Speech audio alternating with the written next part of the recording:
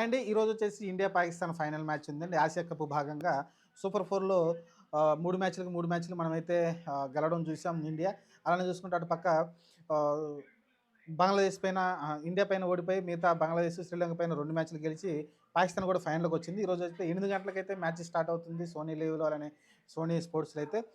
ఖచ్చితంగా ఈరోజు చాలా ఇంట్రెస్టింగ్‌గా ఉండబోతుంది. కాకపోతే ఇక్కడేందంటే మనం 202 పరుగులు శ్రీలంక పైన చేసినప్పటికీ నిశ్శంక్ ఏదైతే సెంచరీ చేశాడో దాని కారణంగా అయితే మ్యాచ్ అయితే టై అయ్యడం, ఆ తర్వాత సూపర్ ఓవర్‌కి వెళ్ళకపోవడం అన్నీ టక్ టక్కన జరిగిపోయినాయి. కాకపోతే ఇది కొంచెం బ్యాక్ స్టెప్‌లు ఇండియానే ఏమైనా పెడుతుందా? లేకుంటే మనం 200 స్కోర్ చేసినా సరే ఆ టార్గెట్‌ని మనం ఆహ్, సేవ్ చేసుకోలేకపోయాం. లేకుంటే దాన్ని కాపాడుకోలేకపోయాం. మ్యాచ్ టై దాకా వచ్చేసింది అనుకున్నారు. అని ఒక కొంచెం అయితే కొంచెం ఇబ్బంది పెట్టే విధంగా అయితే ఉంది. మన బౌలింగ్ డిపార్ట్‌మెంట్ కూడా చూసుకుంటే ఖచ్చితంగా మళ్ళీ ఫైనల్ మ్యాచ్‌కి ఎవరైతే బుమ్రా ఉన్నాడో లేకుంటే అక్కడ దుబాయ్ పిచ్‌ల పైనైతే మంచిగా శివం దుబే మంచిగా ఇంపాక్ట్ కలిగిస్తా ఉన్నాడు. తను పేసింగ్‌కి అయితే కరెక్ట్‌గా సరిపోతుంది ఆ పిచ్. మరి వాళ్ళిద్దరు కూడా రిటర్న్ వస్తారు ఖచ్చితంగా. మరి హర్షదీప్ సింగ్ మళ్ళీ హర్షిత్ రాణా మళ్ళీ బయటైతే కూర్చోవాల్సి ఉంటుంది.